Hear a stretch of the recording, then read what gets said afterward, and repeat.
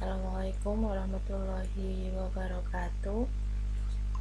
Selamat datang mahasiswa semua. Semoga hari ini tetap dalam keadaan sehat dan perkuliahan bahasa Indonesia kali ini kita akan memasuki materi tentang sejarah perkembangan bahasa, ya. Welcome to all students. Hope today stay healthy in this theme of Indonesian literature. We'll enter material about the history of the development of the Indonesian language. Ya. Kemudian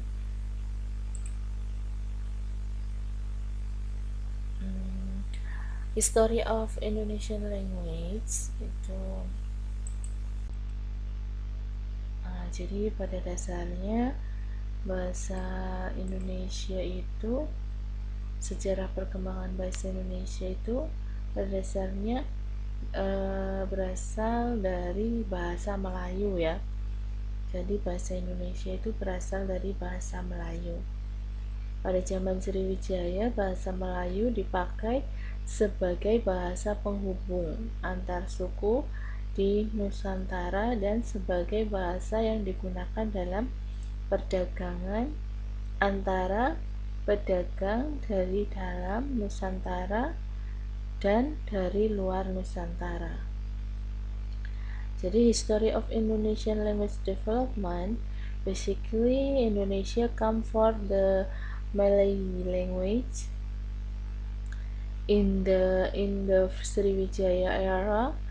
Malay was used as a liaison language between tribes in the archipelago and as a language used in trade between traders from within the archipelago and from outside the archipelago. Ya, jadi kemudian pertumbuhan bahasa Melayu dapat dilihat dari peninggalannya, ya. Jadi pertumbuhan bahasa Melayu dapat dilihat dari peninggalannya. Peninggalannya di sini terdapat pada tulisan batu nisan di Minye Tujo, Aceh pada tahun 1387. Nah, jadi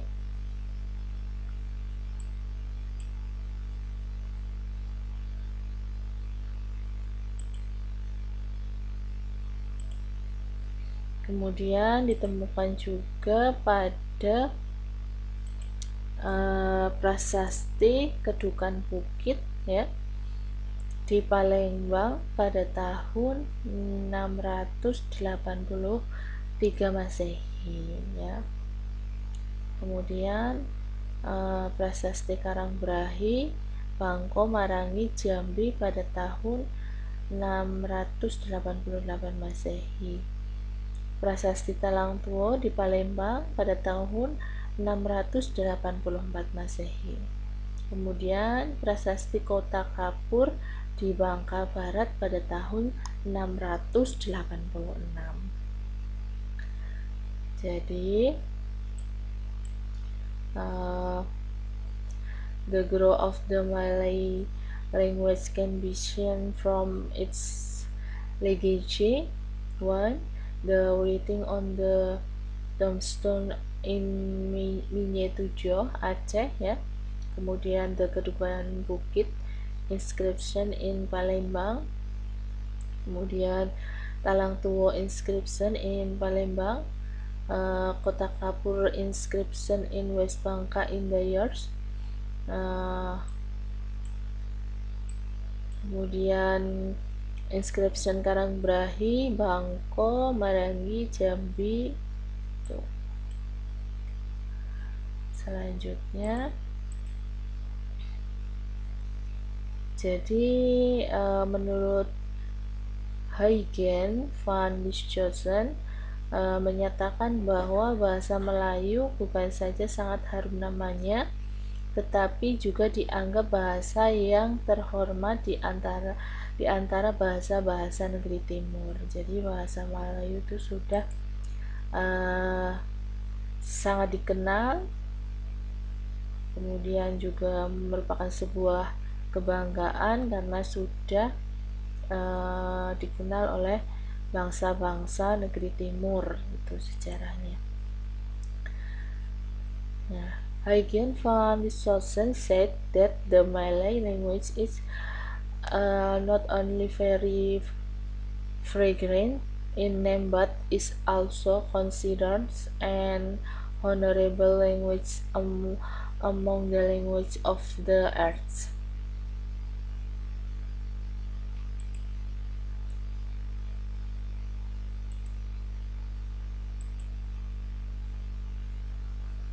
Kemudian bahasa Indonesia itu lahir pada tanggal 28 Oktober ya 1928. Jadi Indonesia born on October. Ya, sebagai bukti saat itu putra-putri Indonesia itu membuat Sumpah Pemuda ya yang berbunyi, kami putra-putri Indonesia mengaku bertumpah darah yang satu, tanah air Indonesia. Kemudian yang bunyi yang kedua adalah kami putra-putri Indonesia mengaku berbangsa yang satu, bangsa Indonesia. Kami putra dan putri Indonesia mengaku menjunjung tinggi bahasa persatuan, yaitu bahasa Indonesia. Ya, jika diinggriskan maka bunyinya itu akan seperti ini.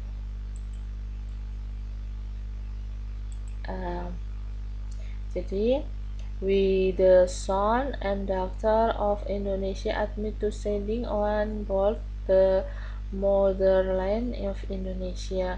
We the son and daughter of Indonesia claim to be one national,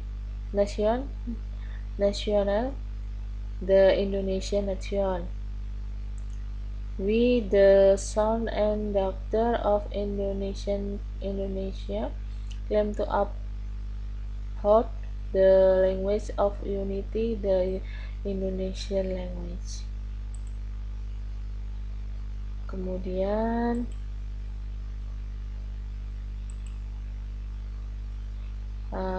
Indonesian Language Congress itu dilaksanakan in Solo ya, in Solo on tanggal 25 until 27 Juni ya 1938 nih.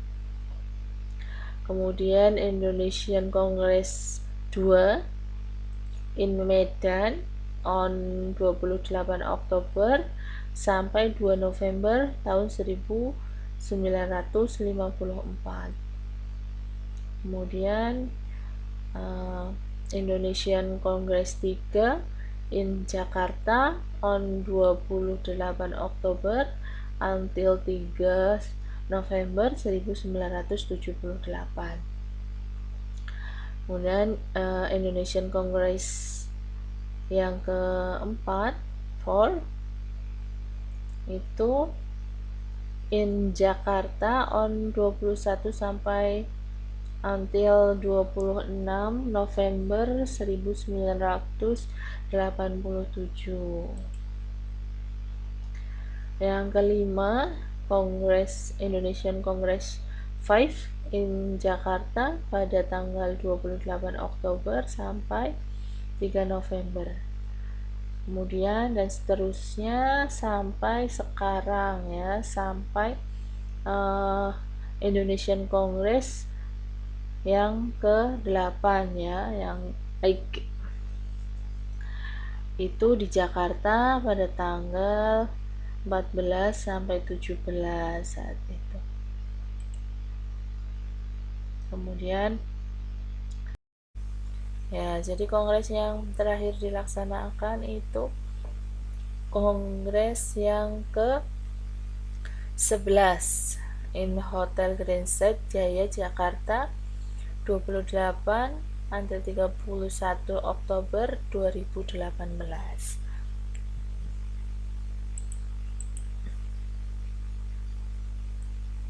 Nah, kemudian kita masuk ke kedudukan dan fungsi dari bahasa Indonesia ya. Kedudukan dari dan fungsi bahasa Indonesia. Bahasa Indonesia sebagai bahasa nasional. Kemudian yang kedua, bahasa Indonesia sebagai bahasa negara.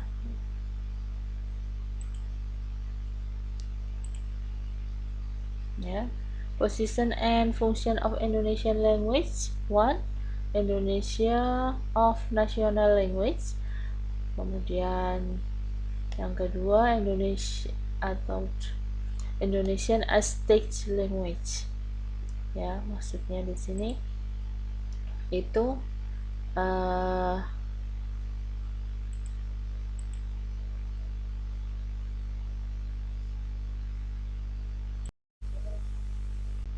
kemudian hakikat bahasa itu ada bahasa sebagai sistem, bahasa sebagai lambang, bahasa memiliki bunyi, bahasa itu bermakna, bahasa itu konvensional, bahasa itu produktif, bahasa untuk mengidentifikasikan diri.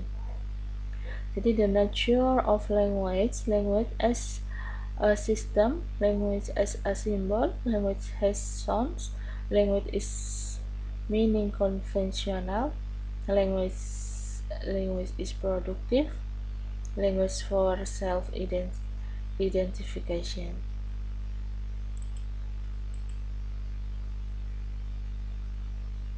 Ya, itu kemudian sifat-sifat bahasa. Bahasa itu bersifat indah ya. Bahasa itu bersifat manusiawi.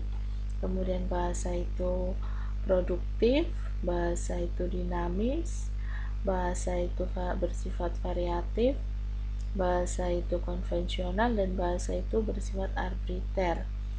Jadi language thrives, language is beautiful, language is human, language productive language, language is dynamic, kemudian language is variative, language is conventional, language is arbitrary.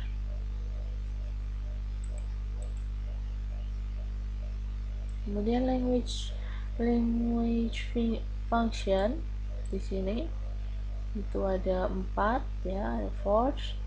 Yang pertama sebagai alat ekspresi diri, self expression tool ya. Kemudian alat komunikasi, communication tool. Kemudian alat integrasi and adaptasi sosial, jadi social integration and adaptasi sosial. Kemudian alat kontrol sosial, jadi social control. Itu language function in this. And next ya, jadi